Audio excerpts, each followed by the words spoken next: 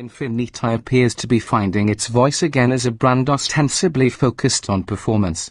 As evidence, we present, of all things, its newest small crossover, the QX30, which was derived from the Mercedes-Benz GLA class platform, itself a derivative of Benz's CLA sedan. During our first drive of the 2017 Infiniti QX30 last year, we were particularly impressed by the more athletic QX30 Sport. Now that we've gotten a chance to strap our test equipment to one, we have the numbers to support those initial impressions. This represents a bit of redemption for the QX30 after the all-wheel drive model finished 4th out of 5 in a comparison test of baby Luxo crossovers.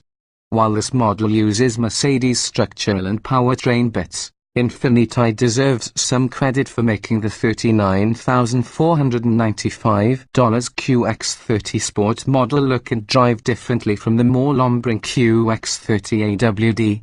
The Sport label encompasses more than just spoilers and fancy wheels, as well it ought to for its hefty $8,550 upcharge over the entry-level model. It gets the same 208 horsepower from the same turbocharged 2.0-litre inline-4 as other QX30 models and GLA 250S, but our front-wheel drive Sport weighed nearly 200 pounds less than the all-wheel drive edition that underwhelmed in the comparo. It also rides 0.8 inch closer to earth than the base front-drive version.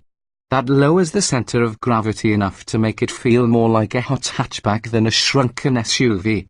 Wheels grow from 18 to 19 inches in diameter and are shod with more aggressive Goodyear run-flat performance tires versus the AWD model's all-season rubber. As an all QX30S, the transmission is a 7-speed dual-clutch automatic. While none of the Sport model's cosmetic touches nor its aggressively contoured sport seats make it a better performer, each adds a measure of engagement to the experiences of approaching, entering, and interacting with the car. It's a different animal. Frisky critter, for one thing, it's a quicker animal. Compared with the AWD model, the QX30 Sport's acceleration from rest to 60 miles per hour dropped by nearly half a second, from 6.6 to 6.2 seconds, with 100 miles per hour arriving 1.3 seconds sooner, at 16.8 seconds versus 18.1.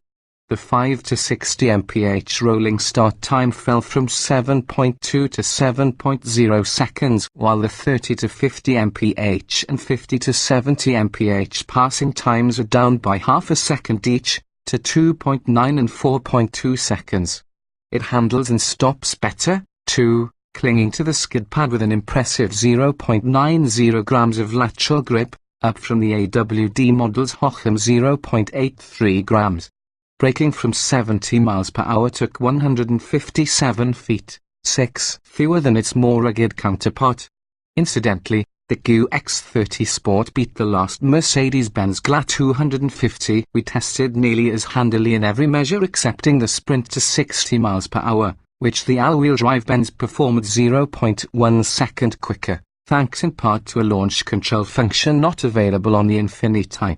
Another competitor, the 10 best cars winning Volkswagen GTI, is about a half second quicker in most acceleration measures, but the Infiniti nearly matched the GTI's tenacious 0.91 grams on the skid pad and beat the GTI's braking distance by 2 feet. But numbers tell only part of the story. On the road, the QX30 Sport feels frisky and eager. The steering could use more feedback but is quick and direct, with linear responses and weighting that increases in concert with the driver's ambitions. Stability at triple-digit speeds is remarkable for a small hatchback, and at lower velocities, torque steer has been effectively quashed.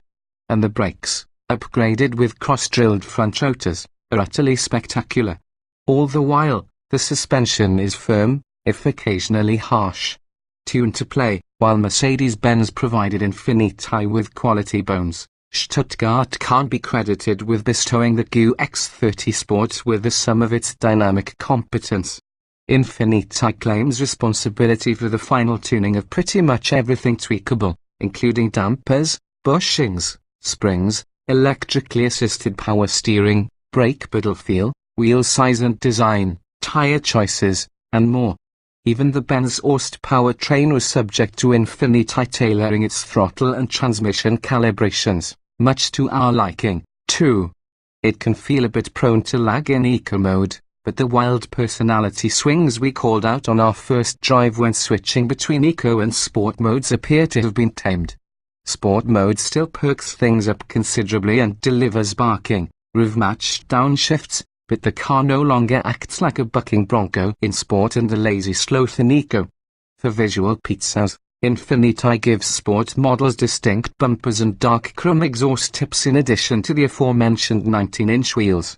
Inside, the QX30 Sport's ergonomically straightforward and subtle interior design lends itself well to sportification, including the fitment of handsome and supportive sport seats and liberal use of contrast-stitched faux suede on the seats, armrests, and dashboard. Automated parking assist, front and rear parking sensors, and a flat-bottom steering wheel are also standard fare.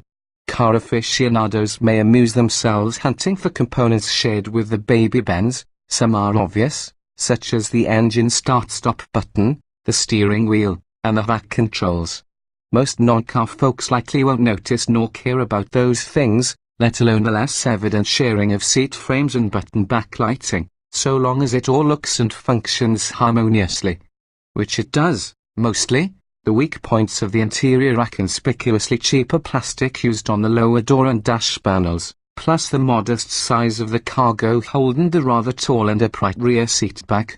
While our test car was a stripper, lacking even the no-cost options of a sunroof and navigation, we also had some seat time in one loaded up with the $1,500 sport leather package seats and dashboard trimmed in Napa leather, heated seats, black fork Seward headliner, the $1,000 sport LED package LED ambient lighting, adaptive LED headlamps, and the $1,200 sport technology package blind spot and lane departure warning, forward emergency braking, automatic high beams, adaptive cruise control.